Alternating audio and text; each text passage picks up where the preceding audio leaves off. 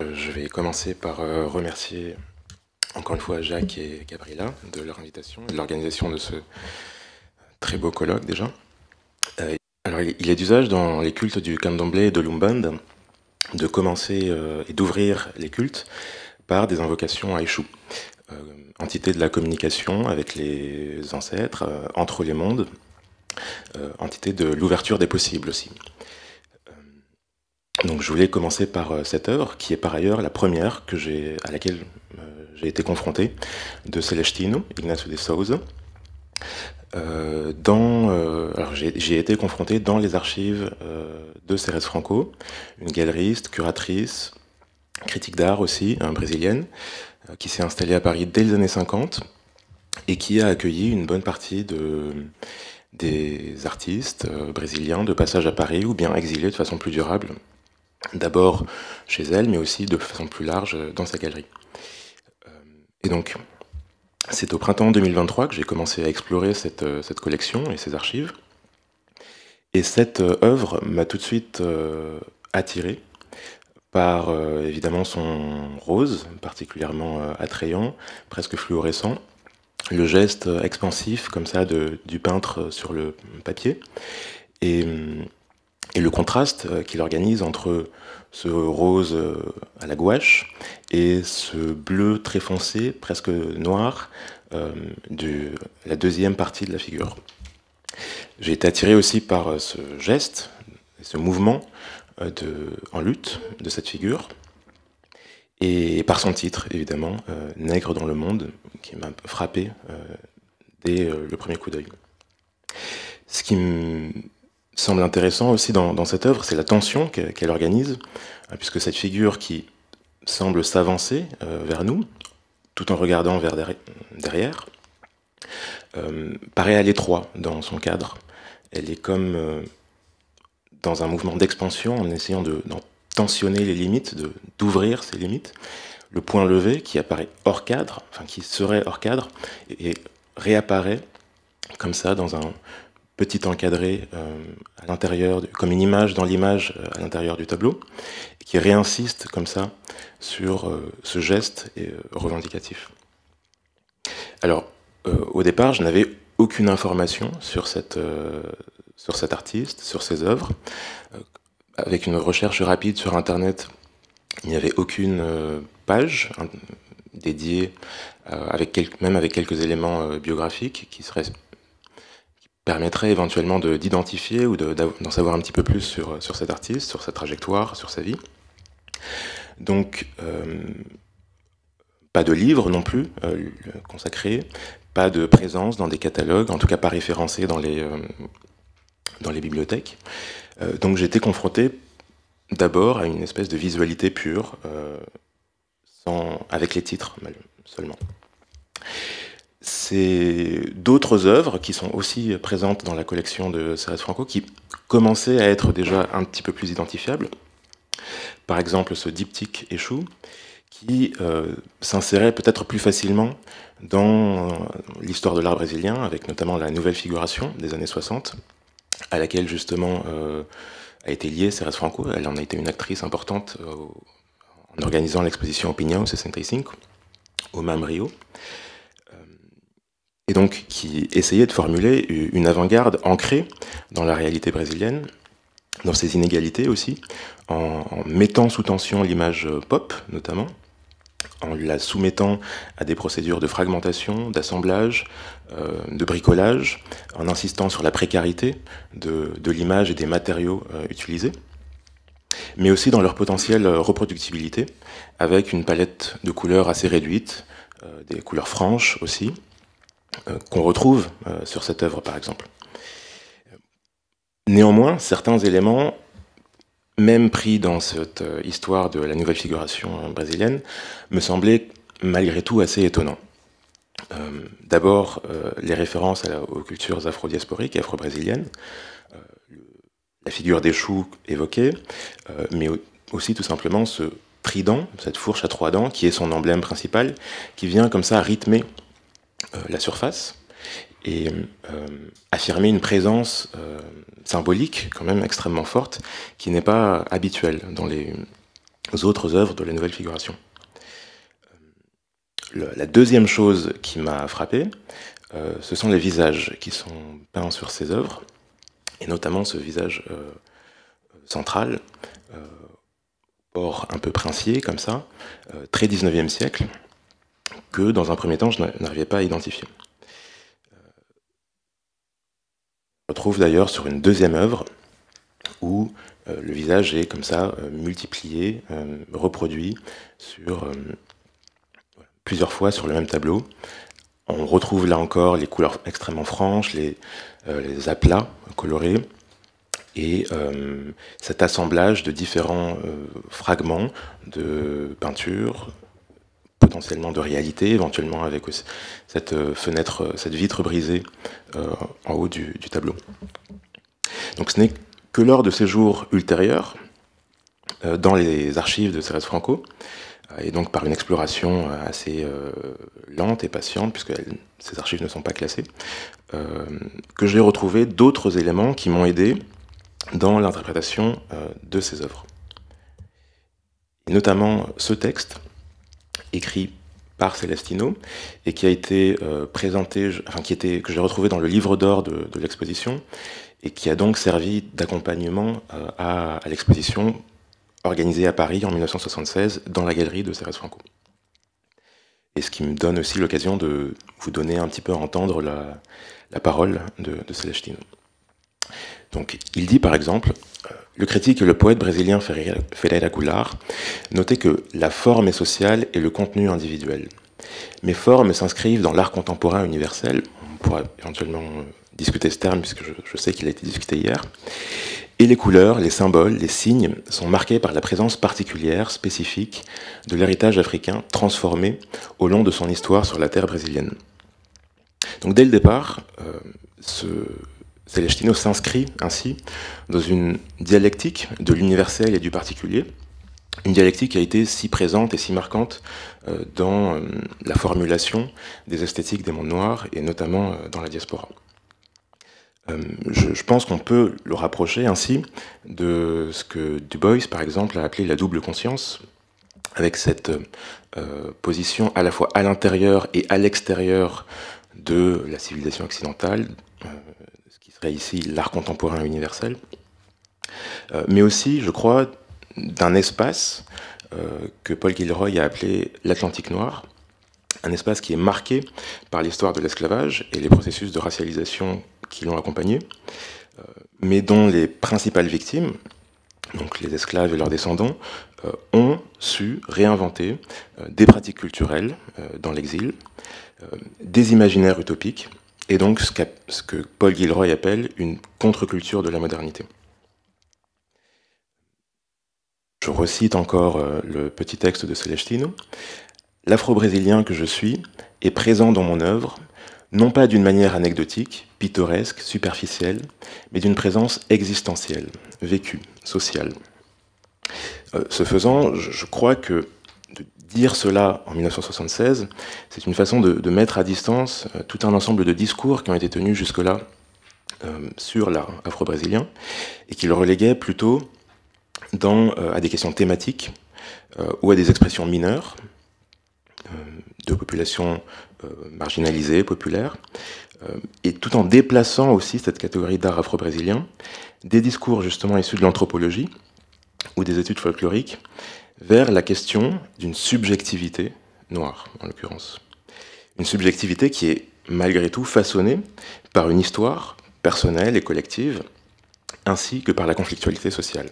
Donc qui ne serait pas une subjectivité essentialiste ou essentialisée, mais au contraire quelque chose de construit historiquement et vécu surtout. Alors, sur Échou, justement, je continue un petit peu la lecture. Le symbole qui me retient le plus, le trident d'Échou, le traitement de texte n'a pas voulu ce mot, héritage de la culture nigérienne.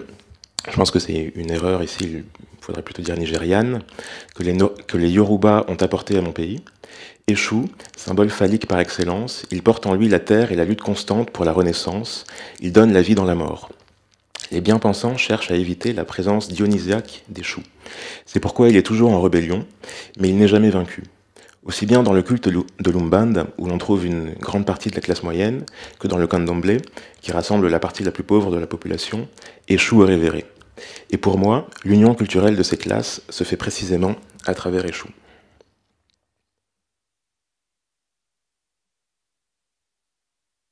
Alors, ici, je crois qu'il confirme aussi l'importance que malgré tout, les références spirituelles et le bagage culturel amené par les cultures et les cultes, surtout afrodiasporiques, voilà, leur importance dans la formulation d'un art afro-brésilien et dans les luttes politiques qui se tissent autour de ce terme et des populations afro-brésiliennes dans les années 70.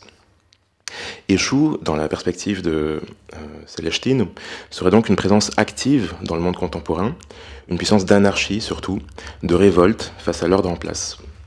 La culture et les cosmologies afro-brésiliennes ne sont donc pas dans cette perspective des restes du passé, qui seraient voués à la dilution ou à la disparition, mais elles se rejouent au contraire en permanence, au présent, par tout un ensemble de pratiques et de croyances qui traversent des pans importants de la société brésilienne, et qui sont d'ailleurs, qui dépassent un cadre strictement racial. Néanmoins, ce sont ces cultes qui sont le ferment d'une conscience noire au Brésil. Ce sont ces cosmologies qui y jouent un rôle politique de premier plan, donc.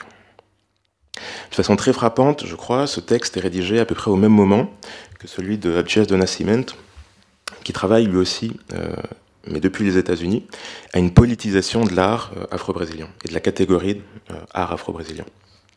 Avec un texte important, Art afro-brésilien, un esprit libérateur, qui est écrit en 1976 aussi, justement. Et dans ce texte, il va faire de l'art afro-brésilien un espace et un véhicule politique pour ce qu'il appelle exorciser la blancheur, et donc se libérer du regard de la domination blanche. Je crois que les œuvres de Celestino et la réflexion qu'il propose aussi dans son petit texte témoignent cependant d'une réflexion un tout petit peu différente, puisque justement, s'inscrivant dans cette dialectique entre l'universel et le particulier, entre l'art qu'on pourrait dire, alors que certains aujourd'hui disent branco brasileiro, et l'art afro-brésilien. Et je crois que les œuvres de Celestino aussi regardent de façon beaucoup plus affirmée du côté de l'histoire de l'art, avec une volonté moins importante, en tout cas moins marquée, de servir d'emblème identitaire, et l'idée de formuler un art qui dépasse aussi, voilà, encore une fois, ces catégories trop strictement raciales. Donc, un regard vers l'histoire de l'art. Je voulais peut-être juste montrer justement une autre façon de travailler la figure d'Eshu de la part de Abdias do Nascimento. Et évidemment vers le 19e siècle, avec, dernier petit extrait, ou en tout cas pour le moment que je voulais vous citer, pour restituer les traits nègres perdus dans le temps, je suis parti de gravures sur les nègres bantous du siècle passé, celle du graveur allemand Rugendas, qui avec le peintre Debré a tenu registre de l'arrivée des Africains qui devaient se transformer bientôt en afro-brésiliens.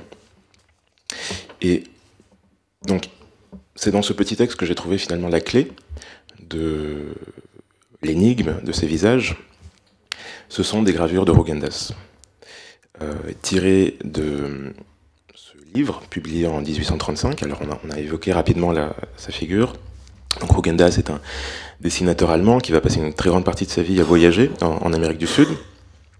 Son premier voyage est dédié au Brésil, enfin il se passe au Brésil, où il accompagne d'abord une expédition scientifique, mais qu'il va très rapidement quitter pour suivre son propre itinéraire à travers le Brésil, mais en garder quelque part une ambition descriptive, si ce n'est scientifique.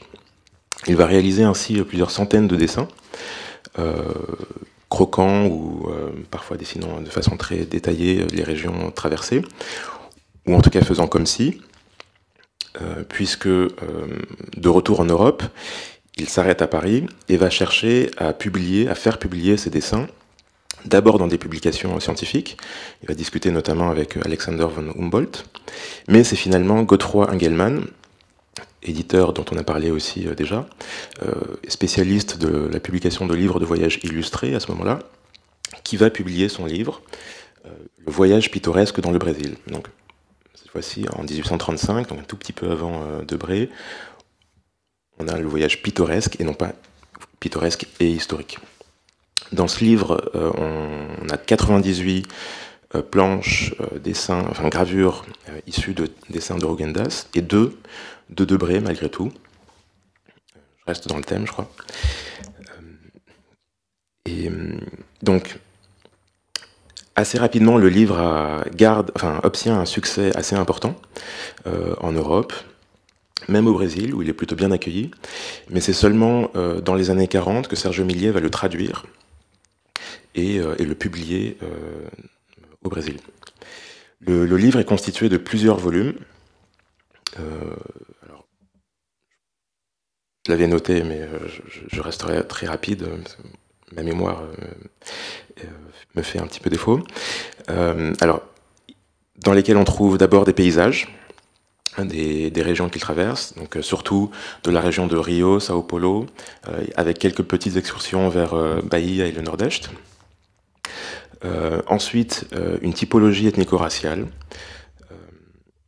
Et Rugendas voilà, va accorder pas mal d'importance à une espèce de petite ethnographie visuelle dans lesquelles il va associer des visages à des types, et donc il y a des origines aussi, à la fois géographiques pour les esclaves africains, en tout cas les afro-descendants qu'il rencontre à Rio, et à des peuples autochtones du Brésil, en inscrivant à chaque fois en dessous des visages un terme renvoyant à cette supposée appartenance ethnique. Ensuite, dans un troisième volume, il me semble, il s'intéresse au travail rural, et enfin à la vie urbaine, et donc le travail rural massivement servile, et enfin à la vie urbaine et aux fêtes populaires qui s'y déploient. Un enjeu important et qui a été abordé par l'intervention de Ferdinand, justement, a été la question de la vérité de ces représentations. Et très rapidement, on a questionné le régime de vérité qui était produit par ces images, avec une idéalisation très forte, notamment des paysages, et des incohérences manifestes pour les géographes et les gens qui connaissaient un petit peu, les botanistes aussi, la région. Ferdinand a évoqué de façon très juste aussi l'idéalisation de certaines scènes de genre, qui sont présentées en tout cas comme des scènes de genre, avec cette famille indigène assez peu crédible finalement. Mais je crois que la chose est un tout petit peu plus complexe pour ces images de visage qui apparaissent ici de façon un peu plus nue quelque part. Et un certain nombre d'historiens de l'art qui les ont regardés, étudiés, ont déjà noté la fidélité très forte des gravures par rapport au dessin. Donc il n'y a pas de transformation importante, voire pas du tout, entre et donc de phénomène d'idéalisation entre le dessin et la gravure. Et surtout, en regardant ces images de façon un petit peu attentive, on y perçoit la singularité des sujets, en fait. Les regards sont individualisés, les expressions aussi. Souvent, les personnages sont habillés comme ils étaient ce jour-là, comme on pouvait les rencontrer éventuellement dans la rue. Et donc, on a pu assez facilement dire que sur ces images, il y avait malgré tout une valeur de portrait qui pouvait émerger, et donc une valeur documentaire aussi. Et notamment par rapport, par exemple, alors peut-être que ça se voit mal, scarification rituelle qui orne un certain nombre de visages. Voilà une des clés donc de ce visage qui ornait le diptyque échoue de Celestine. On retrouve la femme Benguela qui est sur la droite de la planche, en haut à droite, et donc qui était une femme noire de Rio du début du XIXe siècle, que Rugendas a croqué, a dessiné et immortalisé quelque part par cette image. Il apparaît assez frappant que Celestine, face à elle, va simplifier cette image, va l'intégrer dans son tableau de façon assez isolée en plus sur celui-ci, comme un petit tableau autonome à l'intérieur d'une construction plus ample, mais en la simplifiant avec 2 couleurs uniquement, dont une sert de fond, comme là encore soumise à un procédé sérigraphique. Plus encore, dans ce deuxième tableau, il va répéter cette image plusieurs fois, et ce qui, je crois, est une façon d'insister sur le régime de reproductibilité dans lequel ce visage a été inscrit pratiquement dès le départ, dès le XIXe siècle, par Rugendas. Ce visage devient presque ainsi comme une Marilyn noire, tout droit sortie du XIXe siècle, mais qui fonctionne pourtant sur un mode assez différent de celui du pop art, qui lui vidait les images, insistait plutôt sur le vide et l'absence au cœur de toute image. Ici, je crois que Celestine procède de façon inverse et va mettre la puissance iconique de l'image au service, ou en tout cas en questionnant sa capacité de remémoration. Et afin de l'insérer ainsi dans un présent partagé. Et je crois qu'ainsi, Celestino est peut-être un des premiers, si ce n'est le premier, artiste afro-brésilien à utiliser, à pratiquer ce qu'on a pu appeler ensuite une esthétique de la mémoire, en tout cas sous cette forme, à partir des archives visuelles du XIXe siècle, en se les réappropriant, en les réutilisant.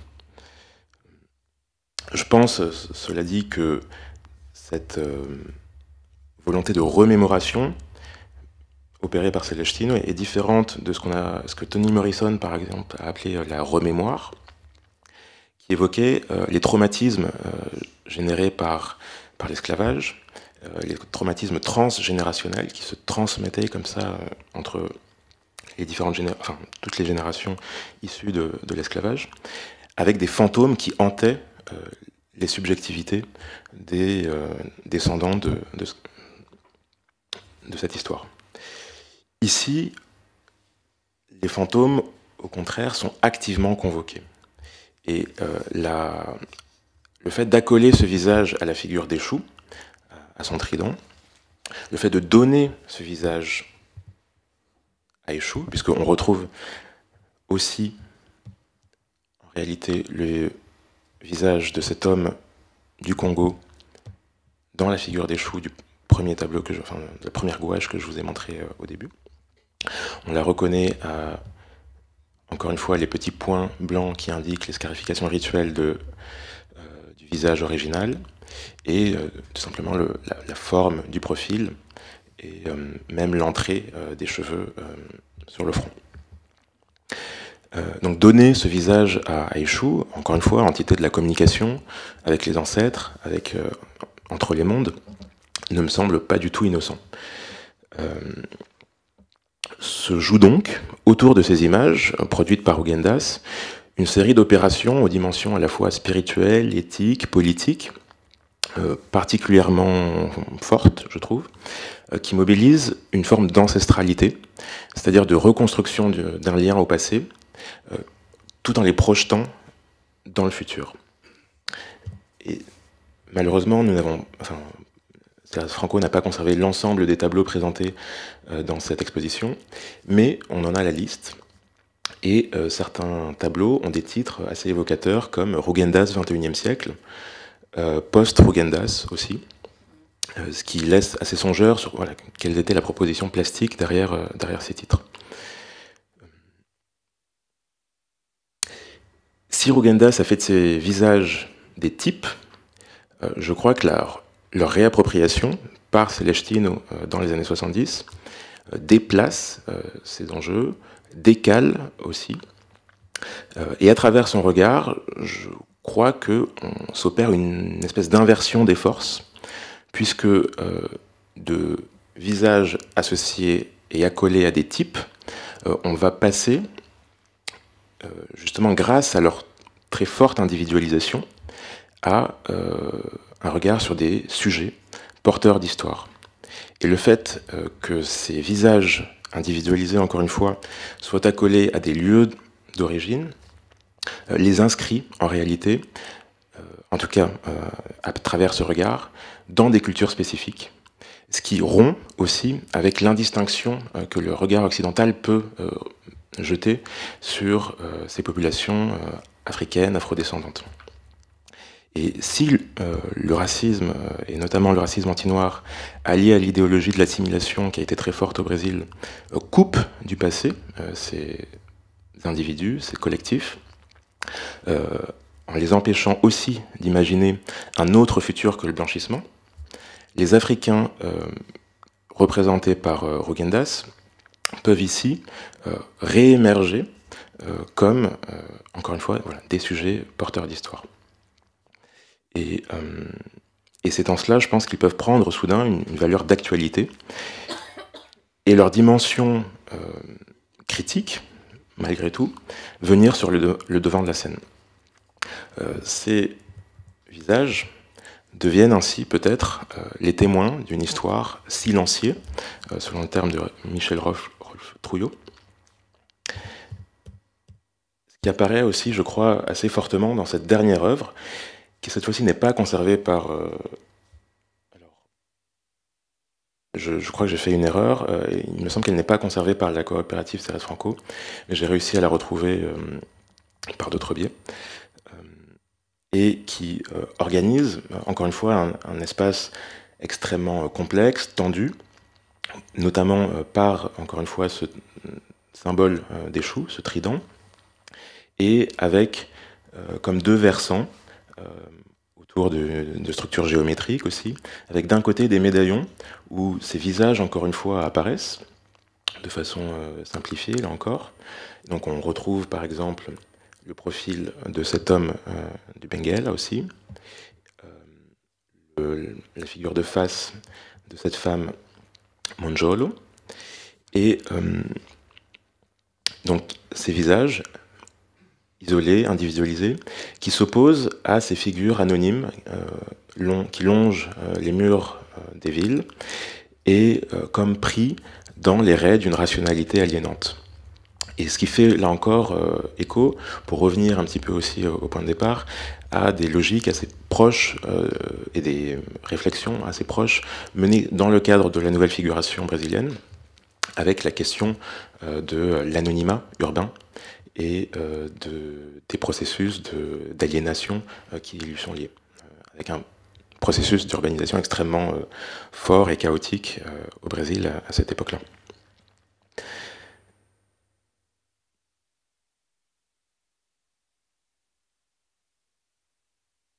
Alors, arrivé à ce point, il serait aussi tentant de voir dans ces images l'affirmation d'une continuité mythique entre ces visages africains ou exhibant des très fortes marques d'africanité, notamment par les scarifications rituelles, et les Afro-Brésiliens des années 70, avec un lien peut-être trop rapide, forcé entre le passé et le présent. D'autant que les années 70 au Brésil sont aussi marquées par ce qu'on a appelé un processus de réafricanisation des communautés de certains secteurs des communautés afro-brésiliennes, avec un retour symbolique et spirituel à l'Afrique. Et je vous montre deux images ici. À gauche, des photographies de Cacique de Ramos, Carlos Vergara, pardon, qui documente les sorties du bloc au Cacique de Ramos à Rio, entre 72 et 75. Un bloc qui a été, à ce moment-là, particulièrement important pour l'affirmation culturelle des Noirs cariocans.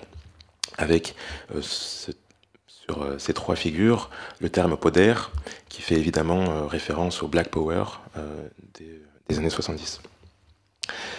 Et sur la droite, une image du groupe Ileaye, fondé à Salvador da Bahia, aussi dans les années 70, et qui s'est caractérisé par une volonté de retour à des pratiques, une esthétique très marquée par l'Afrique. Pourtant, si l'on regarde attentivement ces images, il est difficile quand même de parler d'unité ou de continuité. Elles sont fondamentalement des assemblages de fragments hétérogènes qui se réunissent dans une tension toujours irrésolue, avec différents matériaux qui sont comme qui ont du mal à s'intégrer dans une unité, différents régimes d'images aussi, et la forme même diptyque dit, je crois, ce clivage, cette division qui est interne à l'œuvre. Je fais donc plutôt l'hypothèse que pour Celestine, il s'agit de construire une histoire avec des fragments et malgré les discontinuités.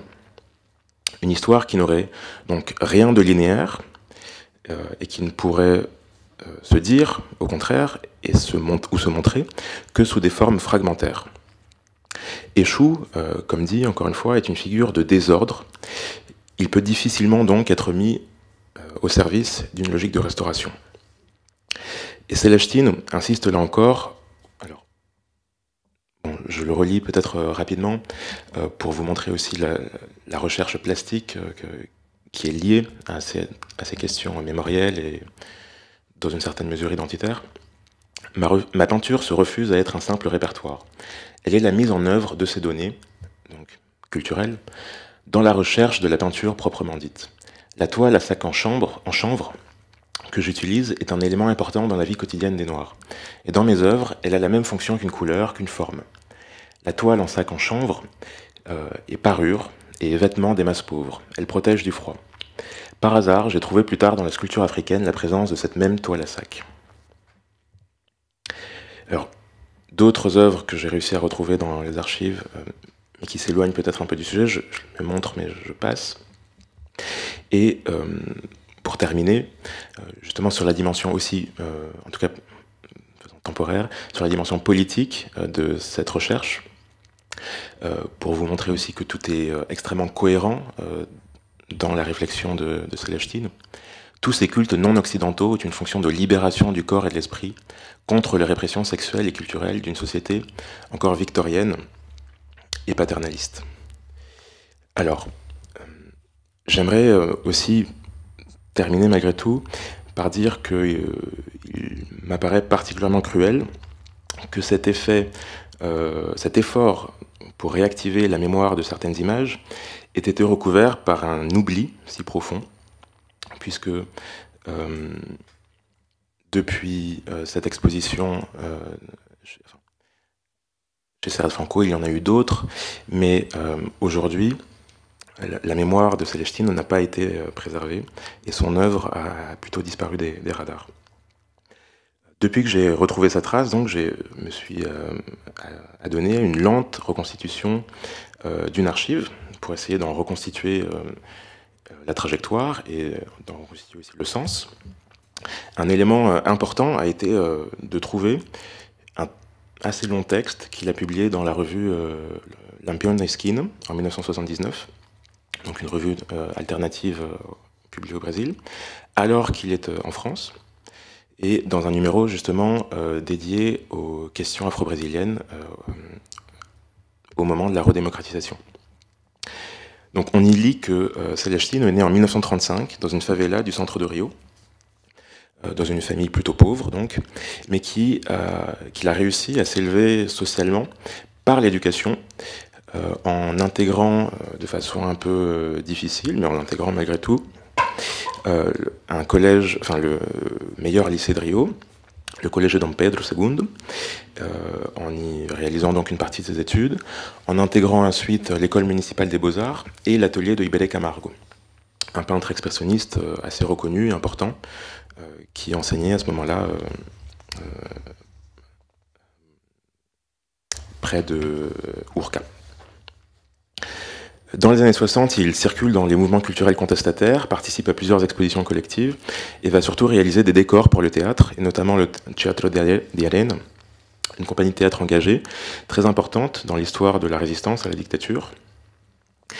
Au début des années 70, il va publier un certain nombre de textes critiques d'art, notamment sur la catégorie d'art noir, ce qui prouve, là encore, une réflexion sur le sujet en cours à Rio, bien avant la renaissance du mouvement noir organisé et le retour de Objetos de Nascimento à la fin des années 70. Dans ce texte, dans ces deux textes en réalité, puisqu'il est en 2 volumes, particulièrement longs, il propose ses contributions à cette discussion.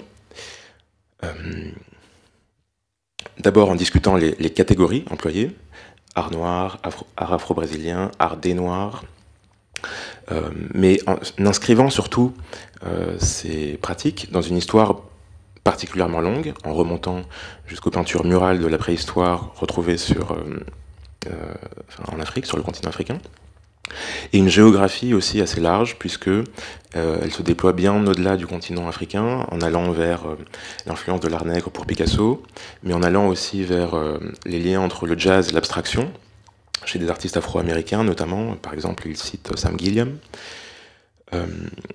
Et ce qui est très intéressant aussi dans ce texte, c'est qu'il reste extrêmement attentif à la production d'art moderne et contemporain en Afrique, avec des références, par exemple, à l'école de Poto Poto et d'autres choses, à la pensée de Senghor aussi, qui est mentionnée.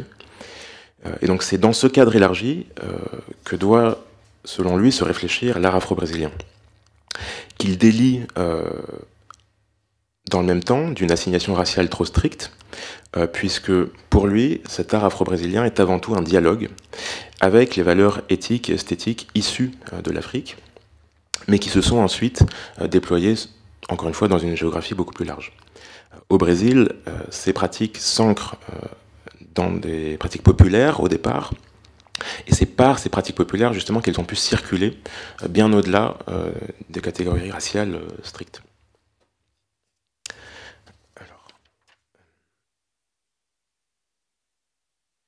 Malgré tout, Celestino a rencontré d'importantes difficultés pour faire accepter son art au Brésil. Et il raconte ainsi qu'un jour, en entrant dans une galerie avec l'intention de montrer son travail, on l'aurait immédiatement arrêté en lui annonçant que la galerie n'exposait pas d'artistes primitifs. On retrouve là une des places assignées aux Noirs dans le système artistique brésilien et qui semble avoir fonctionné ici contre un artiste qui pratiquait pourtant un art tout sauf naïf. En 1977, donc depuis Paris, dans un petit texte publié à l'occasion d'une exposition au Havre, donc, et un petit texte qui s'intitule « Les moyens de communication du nègre au Brésil », il dresse un constat très négatif, mais probablement lucide, des opportunités offertes aux artistes noirs dans son pays natal. En évoquant notamment l'expérience du théâtre expérimental du nègre, de Objetos de Nascimento. Fini le théâtre d'avant-garde, fini le cinéma novo, tout ça c'était pendant les années 50 et 60. Le nègre est retourné à la cuisine de notre télévision. En art plastique, le nègre a gagné une place conventionnelle et lyrique, ou un espace sans espace au sein de la soi-disant avant-garde des années 76-77. Dans ce petit texte reste peut-être la musique, comme lieu d'expression et un espace d'autonomie et de résistance pour les artistes noirs brésiliens. Mais même la samba a fini par être absorbée par les industries culturelles et la logique de la consommation. Un processus aidé par la dictature qui a réprimé toute expression dissidente par la censure, mais aussi par la touristification du carnaval et de ses genres musicaux. C'est donc la rencontre de Celestino avec Ceres Franco à Rio qui lui permet de bifurquer vers Paris en 1976. La galeriste parisienne visite son atelier, lui propose dans la foulée de venir peindre en Europe et de réaliser une exposition dans sa galerie. Mais preuve que Paris n'est pas forcément au centre des ambitions de Célestine, dès ce moment-là, il mentionne dans une interview publiée dans un journal qu'il a entamé des démarches pour obtenir une bourse lui permettant de se rendre au Sénégal. Donc, encore une fois, dans la volonté de tisser des liens avec l'Afrique et les diasporas noires. Ce qui, a priori, en tout cas ce voyage, n'est pas arrivé.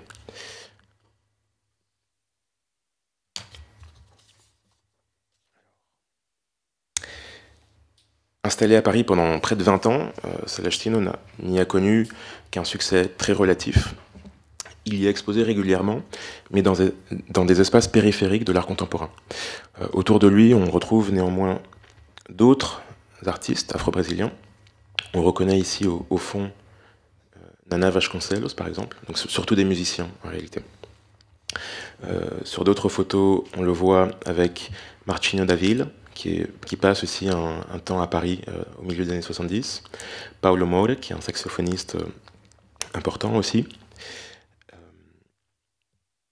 Et il va passer aussi beaucoup de temps et intégrer en réalité un groupe qui aujourd'hui est beaucoup moins connu, peut-être parce qu'il est resté à Paris, donc de musiciens afro-brésiliens, qui s'appelait Saci Pererê, et qui pratiquait une forme de samba expérimentale, qui cherchait justement à lui réinsuffler une dose d'improvisation, en poussant là encore les instruments dans des directions et des usages peu conventionnels.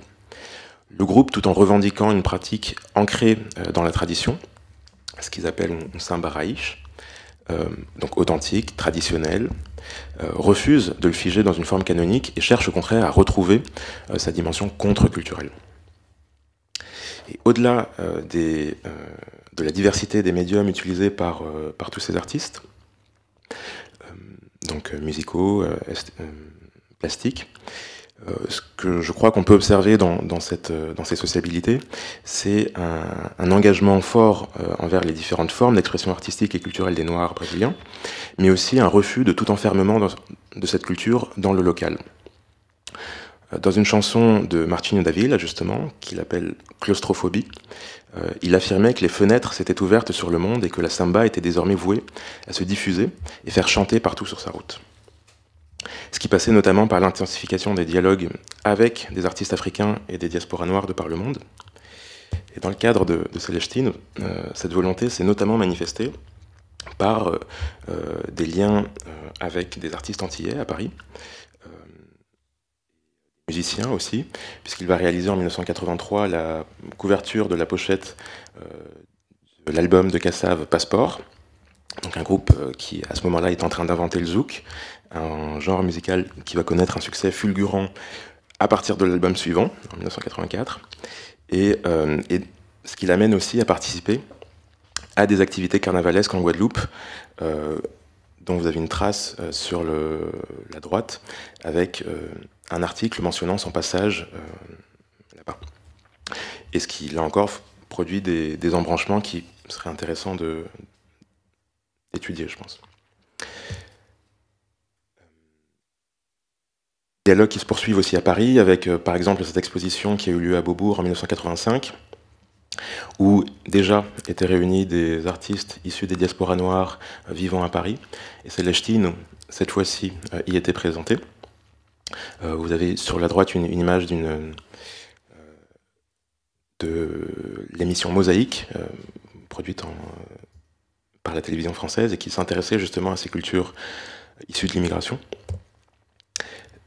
Celestine est rentré néanmoins à Rio dans les années 90, où il a probablement continué d'exposer dans des lieux alternatifs, et donc qui sont passés sous les radars et ont produit assez peu d'archives en réalité.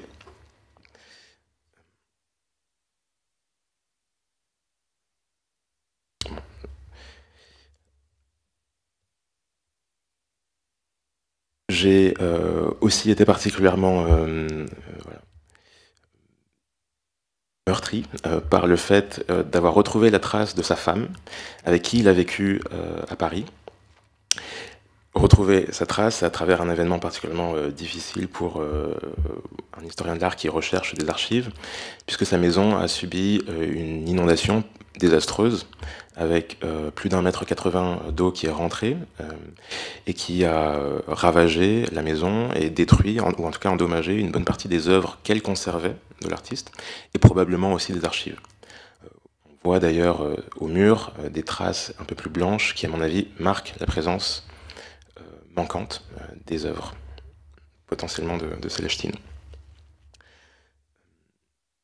Célestino lui-même est décédé en 2022 dans une situation d'indifférence à peu près complète des institutions, des milieux culturels brésiliens. Et jusqu'à présent, je n'ai pas réussi à retrouver la trace d'éventuels héritiers ou de personnes de la famille, d'amis, qui seraient susceptibles de conserver des œuvres, des archives ou tout simplement une mémoire de cet artiste. Voilà, alors je termine. Cette intervention, qui elle-même est devenue un peu fragmentaire, visait donc à regarder à nouveau l'œuvre de Celestino et quelques-unes des opérations que celle-ci a proposées autour des gravures de Rugendas, afin de réouvrir un champ de discussion autour de cette œuvre et de son interprétation. Elle espérait aussi esquisser un premier pas vers une tentative de réparation qui, sans lisser cette histoire assez chaoteuse, tente d'en faire une, d'en produire une, avec et malgré les discontinuités. Voilà, merci de m'avoir écouté.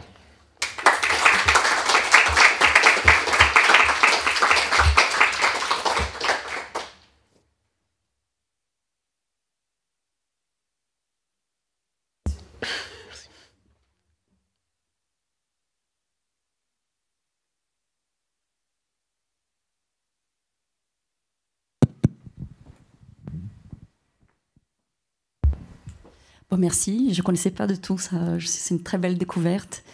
Bon, c'est une question très simple, ça vient d'où ton intérêt? C'est le sujet de ta thèse, je suppose. Oui, alors effectivement, c'est vrai, vous avez raison. Pour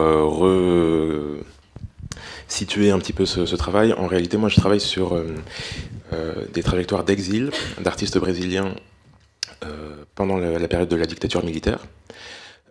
Et donc ce que j'essaye de faire, c'est de produire plutôt une histoire sociale de ces trajectoires. Et donc, quand j'ai démarré mon travail, il y avait un certain nombre de personnes qui étaient très clairement identifiées. On pense immédiatement à Ligia Clark, Otis Sika qui est rapidement passé par l'Europe, Antonio Dias. Donc voilà, un certain nombre une communauté aussi plus large de Brésiliens de Paris, Arthur Luis Pisa par exemple, qui a été très important. Mais à travers les archives de Cérès Franco, en fait, ça a été une découverte complètement inattendue et qui, je dois dire, pour moi, était particulièrement heureuse et bienvenue parce qu'une question que je me posais aussi, c'est comment se faisait-il que cette trajectoire d'exil ait été aussi élitiste finalement? Et comment se faisait-il que dans les années 70, où le transport était quand même beaucoup plus accessible, et que les mouvements noirs aussi étaient très réprimés au Brésil, comment se faisait-il qu'aucune trajectoire n'ait été préservée, ou en tout cas apparaisse dans l'historiographie? Et donc, quand je suis tombé sur cette œuvre, ça a répondu aussi à une interrogation qui me travaillait. Voilà.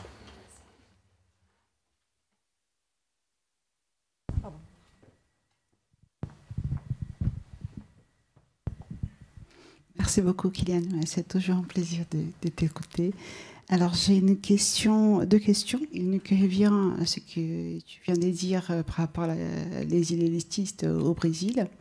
Alors, est-ce que Celestino a côtoyé de Brésiliens qui étaient ici dans des conditions assez différentes? Alors, Ligia Clark et le Tsika étaient spéciaux, mais ceux aussi dont la condition d'exil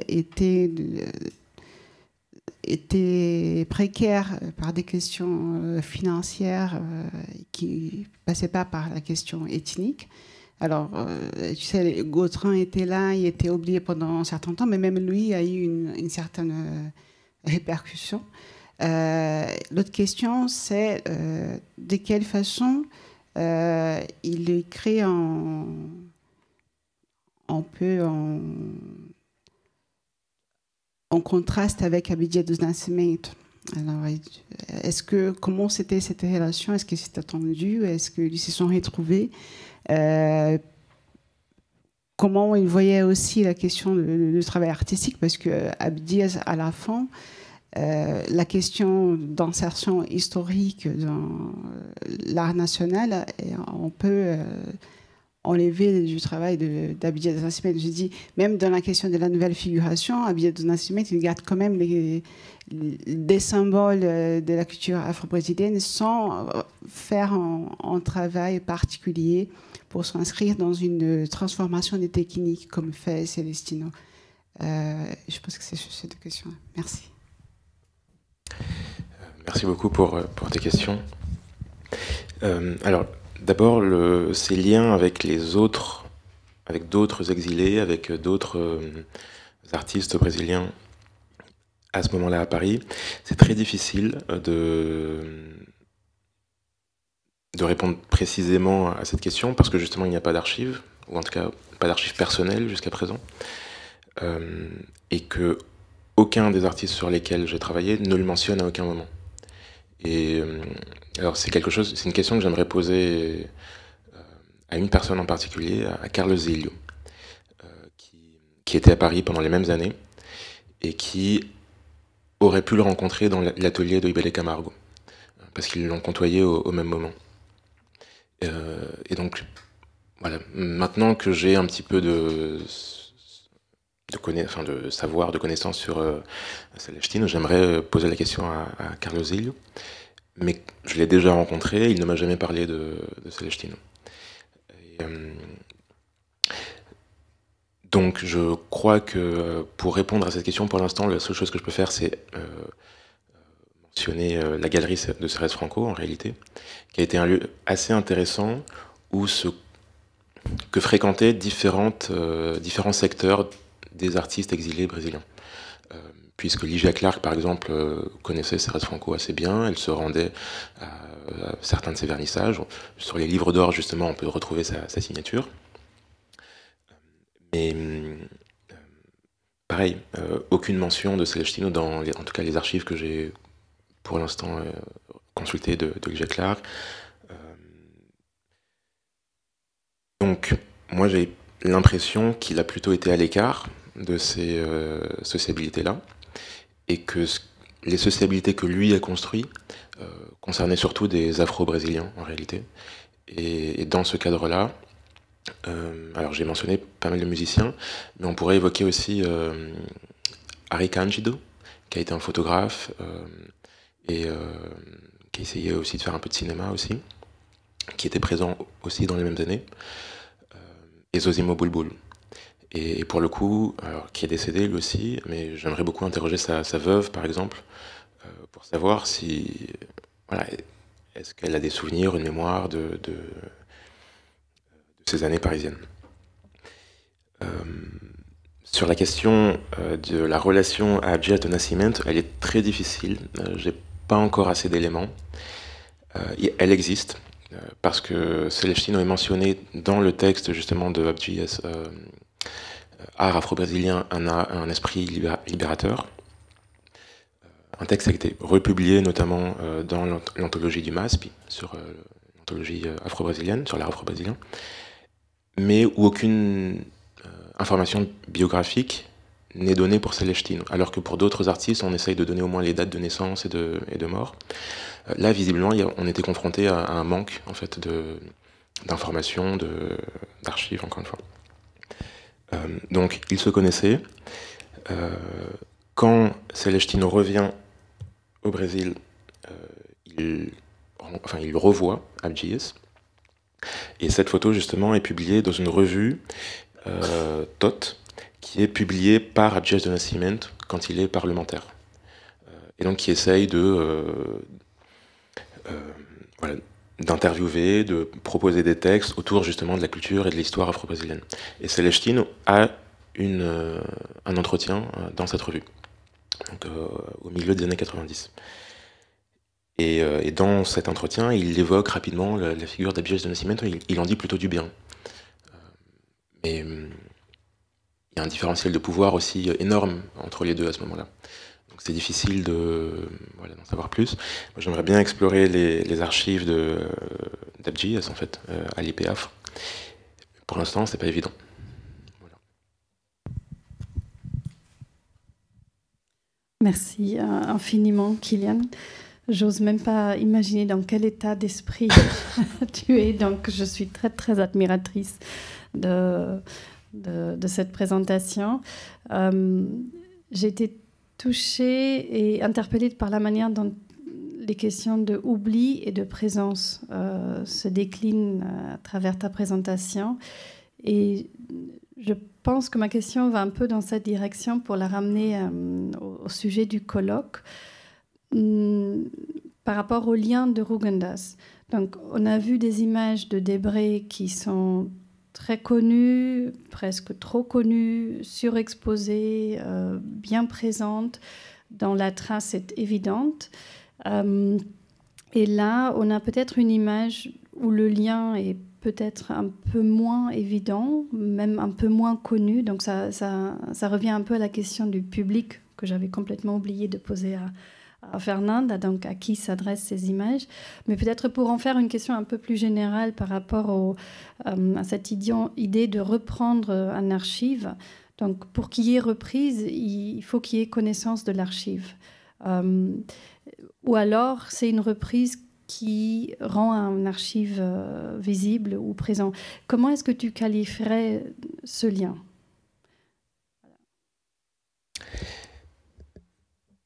Question difficile.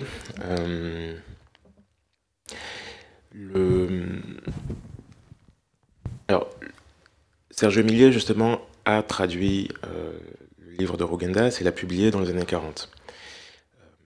Ce que j'ai observé, moi, peut-être de façon trop rapide, mais ce que j'ai observé, c'est un intérêt croissant pour le livre à partir de la fin des années 70. Donc, avec des rééditions, avec des commentaires à partir de 79. Donc effectivement, en 76, 75, 76, quand sont réalisées les œuvres, on est un petit peu dans le creux, j'ai l'impression. J'avoue que je ne sais pas exactement comment est-ce qu'il a été confronté, comment est-ce qu'il a retrouvé ces images. Peut-être malgré tout, on a parlé par les manuels scolaires, je pense que ces images, même si elles n'étaient pas forcément très bien identifiées ou que ce n'était pas forcément celles-là, elles étaient présentes dans les manuels scolaires à ce moment-là. Donc c'est une possibilité. Après, je pense quand même qu'il a été lui-même à la recherche de cette archive, en fait. Parce que, encore une fois, ce ne sont pas forcément les images les plus connues, diffusées de ce livre. Je pense quand même que ça a été une recherche de Célestine pour essayer et peut-être aussi une rencontre avec cette archive et avec ses visages, en fait, en ouvrant tout simplement en ouvrant un livre qui l'avait intéressé ou dont on lui a peut-être parlé, je ne sais pas. Je fais beaucoup de conjectures, c'est difficile, encore une fois, sans données très palpables.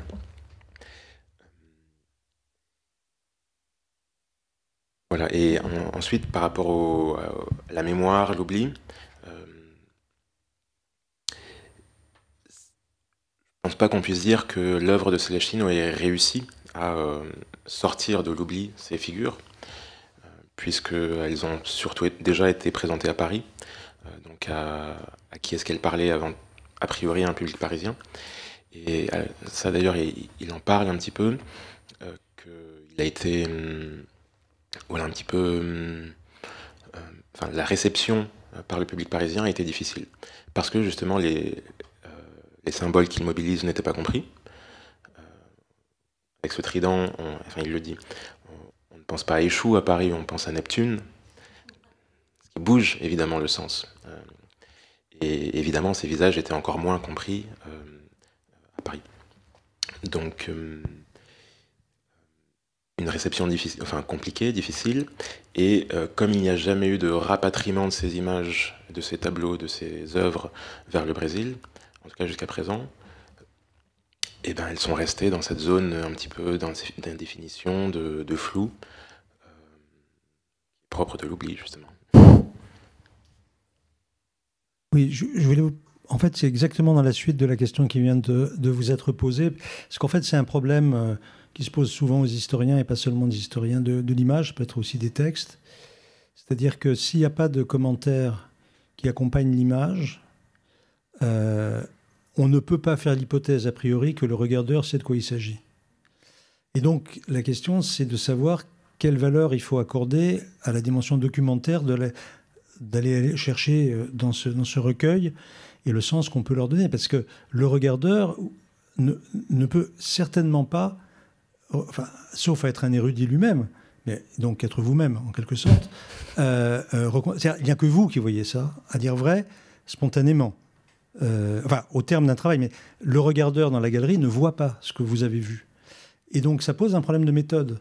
C'est-à-dire, quand on est historien de l'art, est-ce qu'on fait l'histoire d'une image ou est-ce qu'on fait l'histoire de ce que les gens auxquels cette image s'adresse pouvaient voir?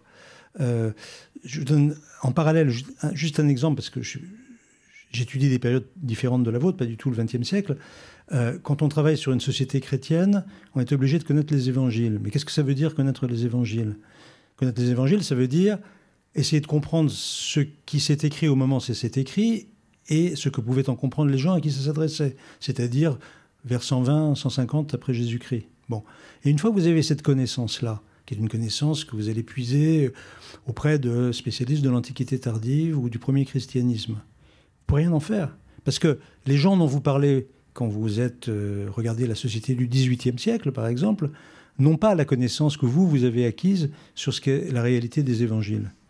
Autrement dit, un des problèmes des historiens, c'est de ne pas tenir compte du fait que les gens dont nous parlons connaissent moins bien leur passé que nous-mêmes, nous connaissons leur passé. Vous comprenez ce que je veux dire ou pas? Oui, bien sûr. On connaît mieux leur passé qu'eux-mêmes ne connaissaient leur passé.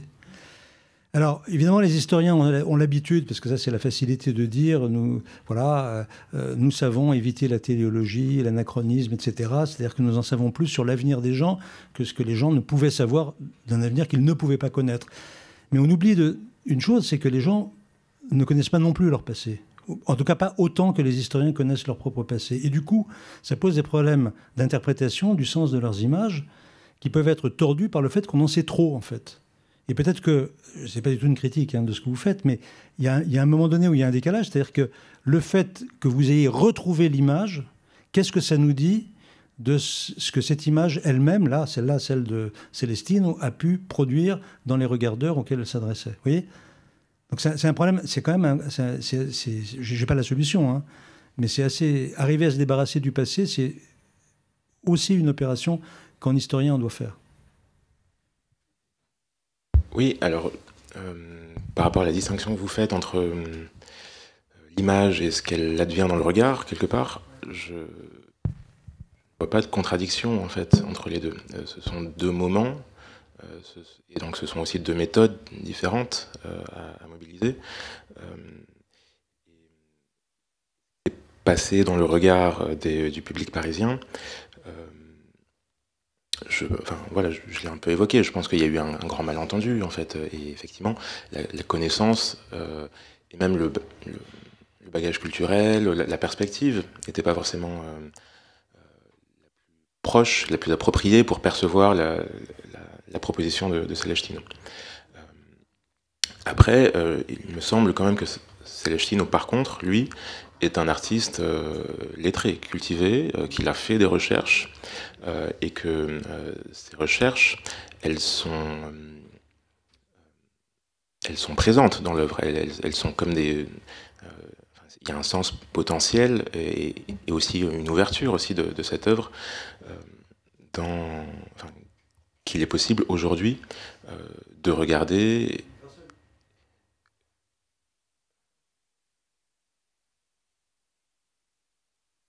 C'est le propre de toute œuvre d'art.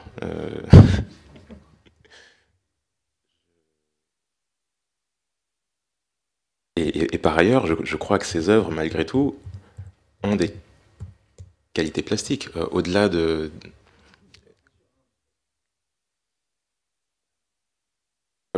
Didier Huberman, par exemple, a été mentionné hier. Bon, le fait de... L'anachronisme en histoire de l'art n'a pas tout à fait la même valeur ou utilité qu'en histoire. Et voilà, percevoir des histoires potentielles dans des œuvres, je pense que c'est aussi une des possibilités de l'histoire de l'art, une méthode de recherche aussi.